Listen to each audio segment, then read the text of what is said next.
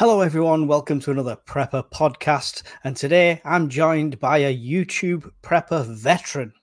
8 years in the game on YouTube, as far as I can see. How are you doing, UKPrepperMan? Absolutely fantastic, Mike. You? I'm good. I'm good. I'm really glad I got you on the show. I think I've been bugging you for a while to come on, haven't I?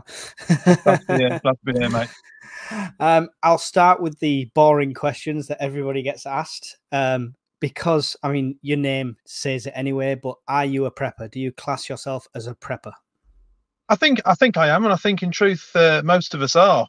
I think a lot of people, whether or not it's something as simple as having breakdown cover for the car, or walking around with a full sort of multi-level DDC, or somewhere in between. But I think that a lot of people sometimes think too much into it and forget that it really is just the mindset.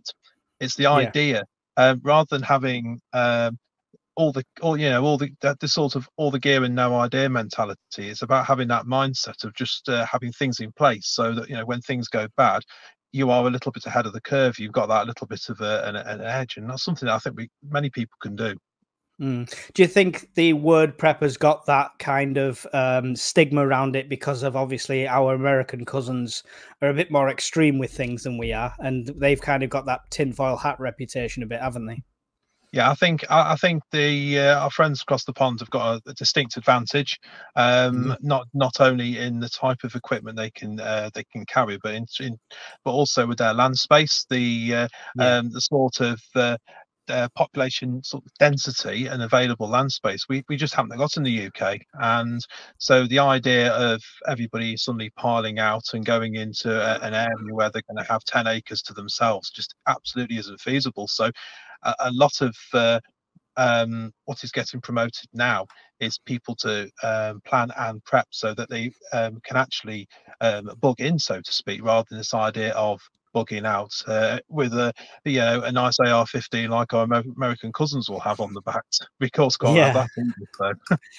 Yeah, I mean, bugging in is usually the priority, I think, for most of the people that I speak to in this country in general, because of how you say that. But there is case scenarios where you may have to bug out, so it's always good to be prepared for both, right? Yeah, I think to have that level of preparedness, so that you can have the right amount of kit and the right amount of skills, and the right amount of knowledge to know when that time to leave would be. Yes, you would have to leave, but would you leave too early, or would you leave too late, or would you get it just right? And now it's the terms when people can have all the resources. Obviously, YouTube is a fantastic resource, but sometimes that's just copying other people's ideas. They're not making ideas themselves, and then not practicing those skills. So they'll have a book, and they've got that book, and the running joke is you've got a copy of a certain survival guide, which will be in a waterproof bag locked up in the bug out bag, and will be drawn out when it actually needs to be used, rather than read, practiced, studied, and maybe ideas swapped around with other like-minded people. I assume you're talking about the Pocket SAS survival guide that everyone seems to get. Absolutely, it's a wonderful resource, but if people don't actually practice what is in there, and if they get stuck, it can be as easy sometimes as asking somebody, what would you do? How would you do it? And I think we're all here to share tips and advice, because yes, I've been in the game for a while now, but at the start, I was asking for advice. I was asking for tips, and I've learned those tips. And then gradually, you get to a point where people start asking you for tips and advice. And it's not just the channel; it's about having that personal contact. So being approachable to people. Some people just don't like approaching you because they've seen you on YouTube and they think, well, hang on, shall we give them a bit of a distance? Are they going to be mad as hatters? But no. Well, we try not to be mad as hatters, but that's my best more feature. welcome to come and pass a tip. Just have me at the end of the day. Well, this is it. I mean, it's how can I ask you, how 8 years ago is when you started on YouTube? How long have you prepped for, though?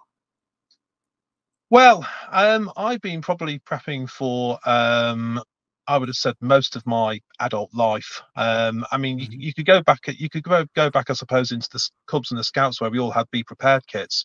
There you were taught to have 10p for a phone. Well, it costs a lot Mhm. more than 10p now, and you're doing well to find a phone. But it's about having that sort of being taught at a very young age of having that kit and equipment. It's about when you're going out and playing with your friends. I mean, we didn't have the computer games that we did in those days. I remember being absolutely blown away in 1992, I think it was, when the Game Boy first came out, and I had it for a Christmas present. And at the time, it was about £70 then. I mean, Yeah. inflation, goodness knows how much it'd be now. We spent all our time outside. So we'd be going outside, we'd be playing in the woods, we'd be playing. You know, on rope swings and all that thing. And I remember at the time having a pocket knife with me, and Yeah. it wasn't thought. I mean, would you give a kid at that age a pocket knife these days? I don't know if you would. People would say that's the wrong thing to do, but we had it because we used it. We made things out of sticks, and if it got wet, we always had waterproof. How many times we were told, oh, you're going out, you make sure that you have that, some Mm. waterproof clothing with you. Roll on a few years later, and then you start thinking to yourself, you have your own place and you have your family, and you need to start thinking of what you can do to protect the family, and Yeah. what measures you can put in place. Because reality is, yes, you have a prep, you have a bag, you are going to take your family with you, so you have to start thinking about how you're going to plan and prepare for them. um, Mm. and I think really for our crunch came was on a car journey where we had an automotive failure, and my wife was pregnant at the time, and the car wouldn't Oh. start, and we were stuck out in poor weather doing the classic thing of coming out of a house. Centrally heated house in indoor clothing, and we basically had nothing in the vehicle. And so that was the first thing that I sort of thought to myself, that is what you need to have sorted. You're cold, you need to make sure you got your warm layers, you got your waterproofs, you've got that Mm. sort of thing, and it gradually sort of builds up. But in truth, you find that you actually get to that pinnacle where you have loads of kit. You actually then start going the other way and actually having less of it, because Yeah. those skills will then back up, and it means you can effectively have less and less kit and more skills to balance it out. Definitely. I think the skills is a massive asset. And we're constantly saying, like, practice these things. Which you mentioned the SAS survival guide, and people just put it in a sealed bag and that's it, forgetting about it. Yeah, When you've not eaten for 18 hours and you want to try and snare some food, that's not the time to learn, because your mind's not going to be there. And there's obviously all things going to be going around. The more you practice things like that in peace times, the more yeah. it'll be second nature, right? When it comes to SHTF, and you'll be able to do it a lot more efficiently, calmer. And yeah, it's not the time to learn. Yeah, yeah. Your mind's going to be at 100 miles an hour. Yeah. And you find that people will react in a very, then it'll be either the shock, and there's been so many instances where we've had problems in the UK, and there's been events and scenarios, and without going to specifics, because I'm sure we can all relate to certain ones.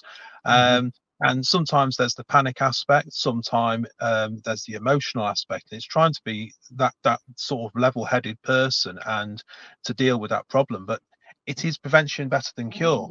It's Yeah. making sure that you have those things in place, and you have that infrastructure, and you have that network as well. That's another thing that we're getting over, as certainly as part of some of the meets that are doing that, they of the need to network, of the need to talk to fellow people and to invite people in, and get over this idea that it's a sort of a six person unit that never talks to anybody else, and that people are approachable and people can come on board and people can learn, bring something to the table.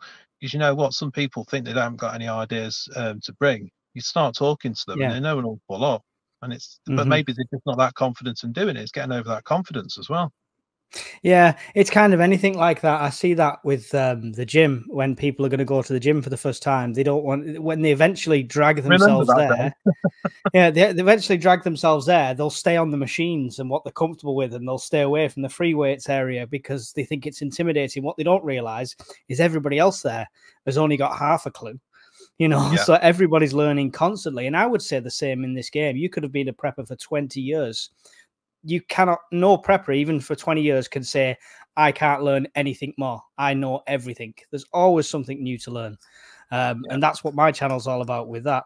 But your channel, let's just briefly touch on that so I can say that's it at the bottom at UKPrepperMan. So if you don't already subscribe, make sure you go over there, give him a subscribe, check out his videos. 8 years on YouTube.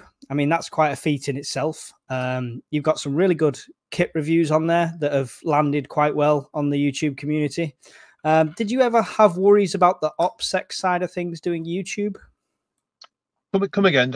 You just broke up. I lost you then. So again, Mike. Did you ever have any worries about the operational security side of things doing YouTube? Yeah, I think you have to bear in mind that with anything, there has to be a level of confidentiality when you're doing anything. And much as I trust, I'd love to trust everybody out there. We have to remember that bad things do happen to good people, and to be displaying things that can easily identify a location or anything. I try and keep certain things compartmentalized away from that sort of channel. I very rarely will bring anything of my day job in unless it's related to the actual topic. And I think people have there has been cases in the past where that has ended up coming back to bite people. And so I think I would say that it's, you know, everybody you know, to do a video is good, but you have to be so careful about that security. You don't want to be advertising absolutely every single prep system address, because you know people can put things down, and they can join up those dots, and they can get a really good profile of where you've been. And the problem with social media now is you can start putting where you've been, and you can make yourself a bit of a target. So your operational skill has to be a consideration. Yeah, I agree. I probably put about 40% of myself and what I do out there. So there's 60% reserved for, you know, just in case. So don't come looking for me. Yeah. What are you prepping for now? What is there a major thing you're prepping for? Something you're more concerned about, or are you just general preparedness? My original preparedness was all about things of continuing daily life as it was. That was if you were going to say as a sort of a summary, it would be to contain to be able to continue my daily life as it is without any restriction, to put myself that little step ahead. But one area which I've been very concerned about, and I've been concerned about for many years, is the issues with the government and the issues with things like civil unrest and civil breakdown. And I think that there's been so many examples of how things can kick off, and you can find yourself, if you're not careful, right slap bang in the middle of that. So it's making yourself, I suppose the term grey man is a good one, because if you're walking around advertising how you are, and with you know, patches and pouches and stuff hanging off all your kit, rather than looking, you know, this sort of grey man, you know, covert style of things, then again you can be that target. But with things like civil unrest, with issues with the government, and so on and so forth, I think that does tend to be, you know, a big concern, because that can not have a knock-on effect to so many other things. Yeah, definitely. And even like you say, if that's been your concern for a few years, but you just have to look in the last week or two, and we've had Leeds, we've had Southport, which is not that far from me. And I think there's one down in Essex as well, if I'm remembering rightly as well. Absolutely, yeah. There was something down with people wandering around with various tools, shall we say, around Southend, I think it was. Not doing bushcraft. Not doing bushcraft. That is the thing. That is the thing. Unfortunately, I mean, I did a video. Sadly, it was actually released this week, which couldn't have come at a sort of a worse time to be. But I was actually discussing about camp tools and that sort of thing. But there was a big difference with that. You're talking of tools and kits for a specific purpose, and what happens is that a lot of what is going on, it tends to be at a completely different product, a completely different use. And I think people shouldn't be um, they shouldn't be sort of so concerned about things that they can't have a bushcraft tool, that side of things, but they should be very concerned about what else might be around within that community. And us as Mhm. people, there is this growing trend, I think, to think, well, if there's other people out there, should I protect myself? And of course, that's a very slippery slope, I think, Oh is the yeah, simplest way of saying. yeah, There has to be that line, and I think it is that prevention is better than cure, and it's trying to keep yourself um, out of that sort of area, and making sure that you're protecting your family and whoever you're with. yeah. As much as it's funny at the time, nobody wants that Crocodile Dundee moment of "that's not a knife, that's a knife." Oh, everything just escalates, and I think that's the thing. Yeah, things escalate and they go up very, very quickly, and Hmm. there's an awful lot. It spreads like wildfire, and without bringing a lot of politics into it, there are so many things going on at the moment. I think everybody has a view, and those sorts of opinions suddenly can get, they go out onto social media, that gets escalated, that then gets shared, spread, and it's just again, you're then into the realms of looting. And where did that come from? That's nothing to do with the original thing, but then there's reports of looting, which Oh, again, there will always, if we have a complete grid down situation, be it an EMP, be it a Carrington event, be it something like this, some idiot will still be running out of curries with a 40-inch telly. I'm telling you, absolutely. they'll still be looting the stuff that they're never going to be able to use. It's And absolutely insane. the thing is, this idea about this idea that we were discussing before on a previous camp about how things have this idea of becoming grey man and having setups which are blending into the community, whatever that may be. Hmm. The reason being that's the easiest way to get kit and get supplies is to steal it, and that's what people would do. You have, if they want something, they'll just come along and take it, and it's Hmm. if you're advertising what you have, then that's making you're effectively your perhaps shop front to anybody who wants to take things. So Yeah, again, this is how things this is how, when people are unsure about where to start in, if they're starting in prepping or preparedness, that mindset, it's on the first question is, what are you worried about? What are you like you asked me, yeah, what are your concerns? And yeah. then It, that's hopefully it, something that you can help with. Yeah, it's definitely. I mean, you've got to strike a happy medium with that as well, because let's Yeah, say social disorder, on a national scale is going on. We've bugged in, we've locked the doors, we've done the best we can, but at some point we've got to go out and get supplies. Do you go out fully kitted up?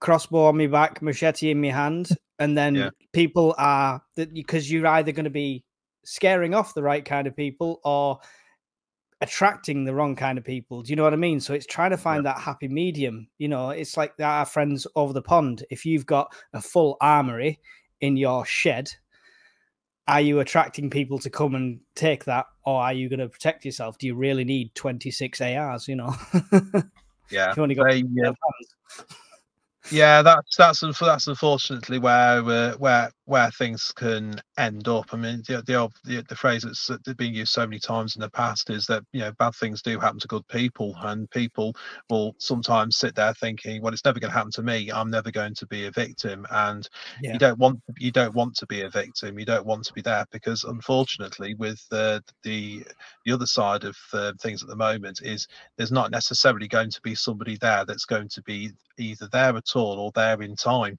to actually assist, or they're going to be massively outnumbered depending on the situation. Recent events showed all the time. Local authority yeah, figures are outnumbered, and yeah, they're not going to massively. be able to. They're not going to be able to help everybody. No, and not just the authority. People just seem to forget. I mean, it's not what 2-3 years ago that people were 10 meters apart queuing for a bog roll, and people Yeah, seem to have forgot that so quickly and gone back to yeah, that naive "it'll never happen to me" kind of attitude.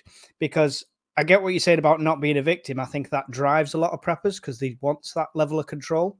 mm, But the people you see on the news that says, "Oh, it'll never happen to me," and they're the ones that end up in trouble and went for a walk in the desert for 6 hours with no water, didn't think it'd happen to him. You know, it's them people that are not prepared that's the issue, right? Yeah, I agree completely with that. I think that's a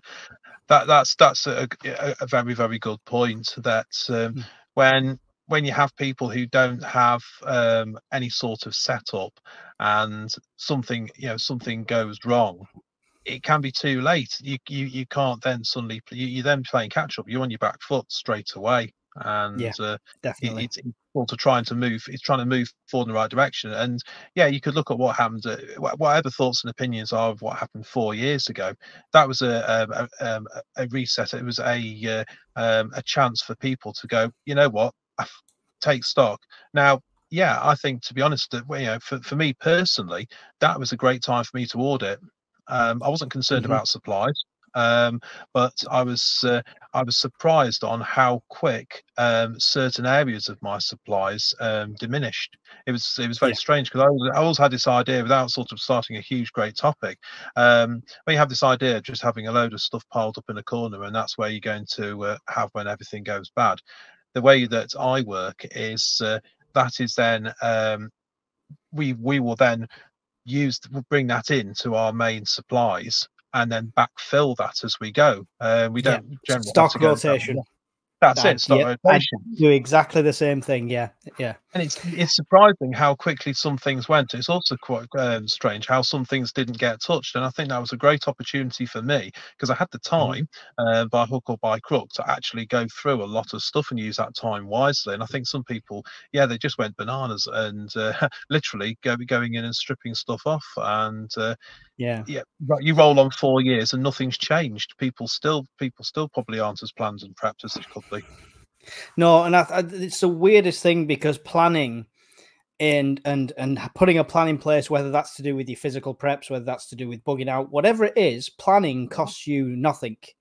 At the most, No, it costs you a pencil and a piece of paper. So making a plan, everyone who says I can't afford to prep, you can make a plan. That's exactly where you could start with that. yeah, And with the stock rotation, I encourage that. And for one other reason, not just for dates on things, but like you said, stuff got left behind. You don't want to prep things that you're not going to eat. no, Prep food you enjoy, prep food you will eat on a regular basis. Because if SHTF Teotihuacan happens, the last thing you want to be doing is eating Aldi's own mild chicken curry, and you can't stand it. You know what I mean? But or you might love it, but you know what I mean? That's the kind of thing you don't want to put it on your shelf just because it's a good deal if you're never going to eat it, right? I absolutely agree with that. But if you've seen some of my videos, you'll see what I actually eat is quite a regular camp thing. So I'm going to have to disagree with you about the curry, Mike. But I I know do. I like the Do curry. get Do you want to know into that. why? Do you want to know why I said the curry? Because I've literally Go on. just watched your video from 4 years ago at a prepper meet, and you were looking through your thing, and there was a tin of curry, so it was just in the back of Tin my of head. curry.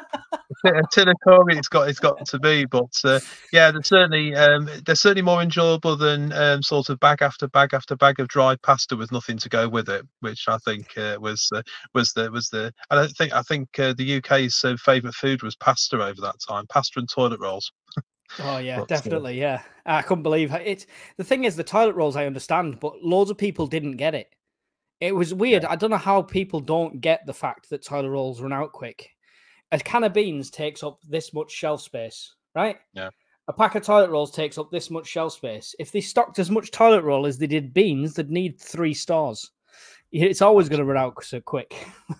Anyway, Yeah, I could rant about that whole situation all day long. that could be a but, completely new stream. but we've got days to talk, haven't we? Because we're going to the prepper meet. So Absolutely, yeah. you've helped organize this, so I'm going to sit back and I'm going to let you sell this prepper meet. We have a lot of new preppers that come on here. The one thing I will say is the feedback I got initially when I first said to people, do you want to come? It was a bit like, worried about not having the right gear, getting put down, stuff like that. You know what I mean? Mm. They don't want to turn up and pitch the wrong tent and everyone critique them. But I don't think it'll be like that. Do you want to explain the prepper meet to everyone? Yeah, absolutely. And just to echo what you've said there, yeah, it doesn't matter. if people are wanting to come along to that meet and they're worried about what kit they've got, they don't need to, because it really doesn't matter as long as they've got something which they are comfortable with sleeping in, and they've, you know, whatever tent they've got, it doesn't have to be a particular brand or anything like that. And yeah, it's always an opportunity, because what the thing is, this is the ideal place to try out new things, to look at what you could be adding to it. You might see some ideas that you want to take on board for your for their own setups. They might want to think to themselves, well, actually, I've got everything here, I don't need to change anything. So they haven't got to be concerned at all. And again, if they forget things, there's always people there to help them.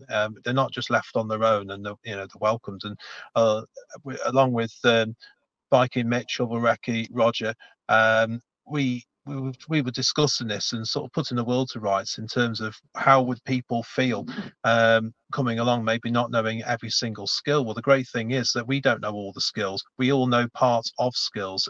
We've got our own strengths, and I think those are ideas that people can actually hopefully draw off. But we would say that we're not going to jump down your throat. We're not going to tell you how to do things. We're not going to say this is the only way of doing it. We can give you options, and you can ask us questions, and you can have a look, and make your informed choice. It's not there's no rights or wrongs. I always tell the video, it's options and choices. It's a case of, come along on the 16th of August over that weekend. It's an absolutely fantastic site. It's got all the mod cons. It's got composting toilets, which you've never used those before. Fantastic stuff, because there's nothing better than that. But in truth and seriousness, it's a lovely site to be on. It's dead accessible, and there's tons of space to actually be on. As far as I know, that there's only one other group in that field as well, which isn't going to affect us whatsoever. We did that original recce camp up there for a weekend and checked it all out.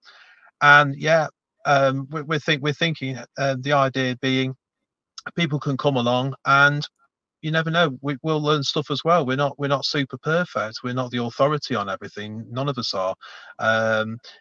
We'll probably maybe get some tips from other people who come along. You never know, which is good.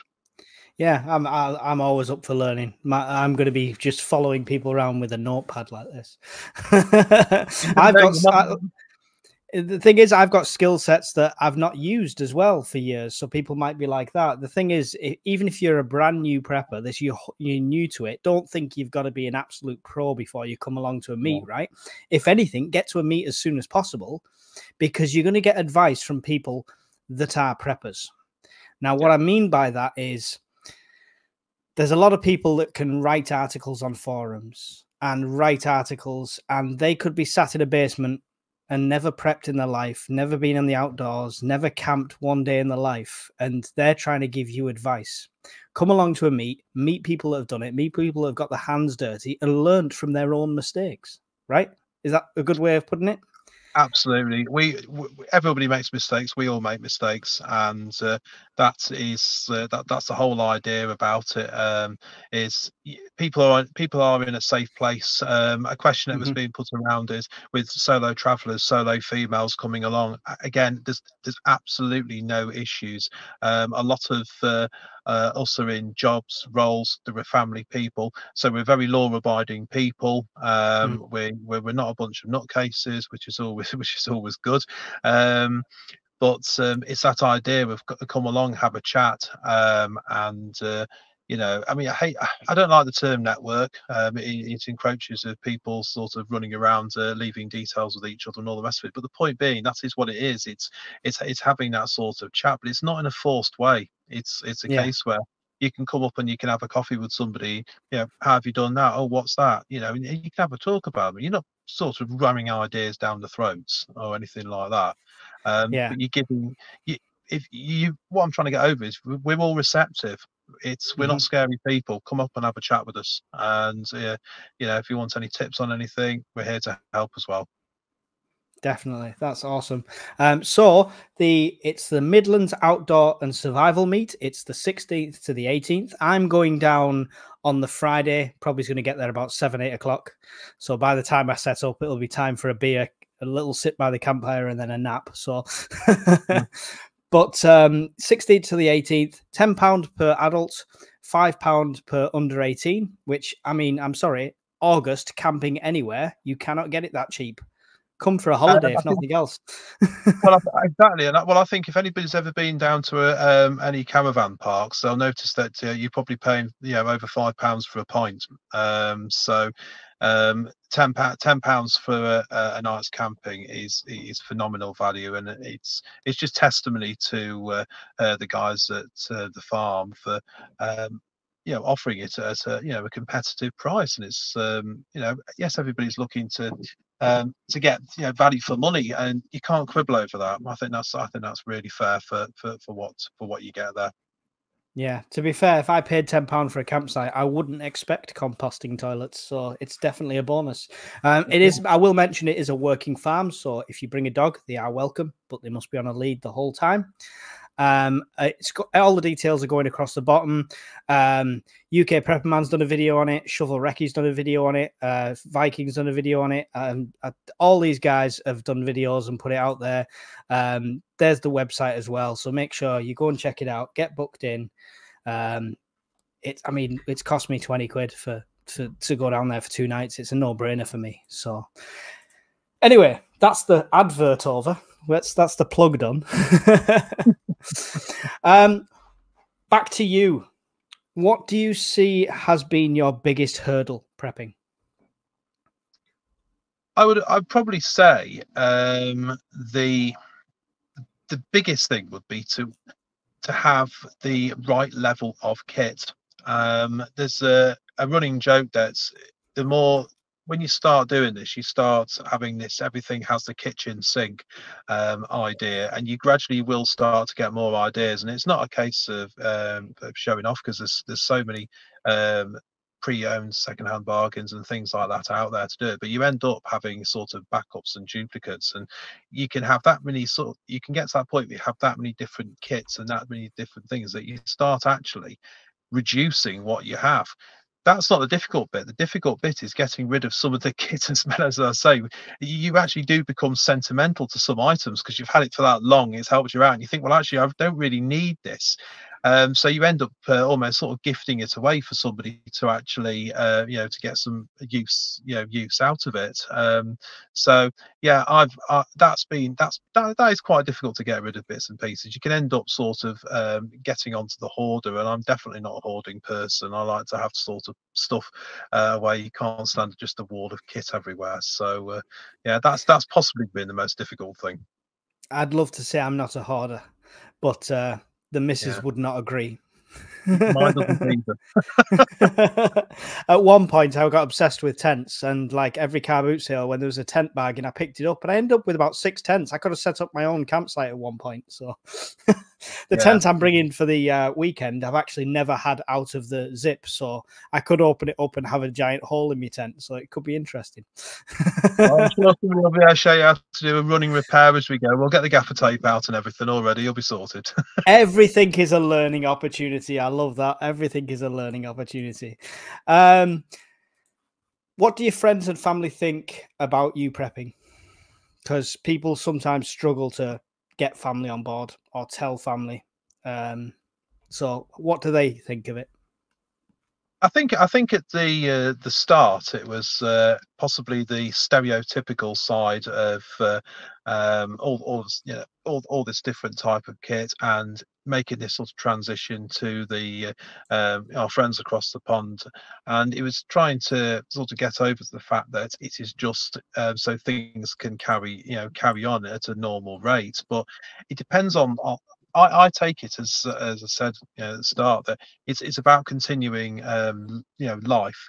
If there's a problem, you can still carry on. So gradually over time, it's noticed less and less, because there isn't that issue. If there's a problem, there's always a solution, and if that solution didn't work, there's the backup for that one as well. So it is trying to sort of bring ideas on. Rather than just saying, well, this is the only way of doing it, and all of a sudden we've got to change the whole way of our life. We didn't actually change the way we were.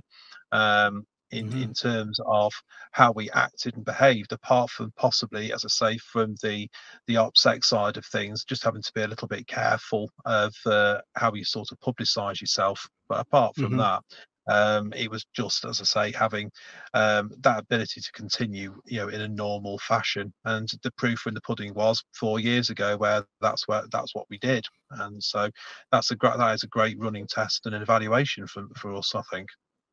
Yeah, definitely. It was it probably's opened a lot of people's eyes, and it probably's tested a lot of people's preps, because until you're in that situation, then you don't know, do you? So that's why I always try and tell people, play scenarios out, even if it's in your head. Even if you don't act them out, if you just sit there thinking, right, the power's gone off, how am I going to cook?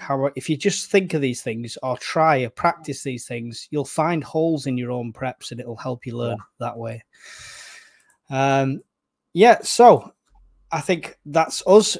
We've come to the end there, and then the notes have just disappeared. So is there anything else? is there anything else you'd like to add while you have the audience? No, I think it's just as we said with regards to the meet on the 16th of August. This is the ideal opportunity. Come along, meet some like-minded people, have a chat. Don't be afraid. Don't worry about what you've got or what you think you need to have before you have it, because ultimately you'll find a way, and you have the support there to be able to do it. Come along with an open mind, and hopefully you'll have fun. At the very least, you'll have a good laugh. That's what we want. We want people to have that relaxed idea about coming on, not like at some big commercialized event which is going to cost an absolute bomb, and you're just going to have to sit there listening to 2 hours worth of a celebrity telling you the way to do things, which is probably not going to relate to yourselves. So we're hopefully trying to be a little bit more on the personal side of things. Yeah, definitely. It sounds really good. And trust me, people, I will have the worst kit there, because I'm using it as an opportunity to test a few of them Temu things that I got a while ago. I'm hoping they'll break, so I'll set the benchmark really low. Come along and have a look and meet us all and have a laugh, like he says. If there's nothing else, would you like to say goodbye to everyone? Guys, I've got to say, Mike, thanks for having me on to your stream. It's been a pleasure. And you guys, thanks for your continued support, and I hope to see some of you soon. All the best. Definitely. And from me, thank you. Do not forget to go and subscribe to UKPrepperMan. All his details will be in the description, as well as what you've seen on the stream. And he's also over on Instagram, so don't forget to give him a follow there. And I will see you all in the next one. Bye. Okay.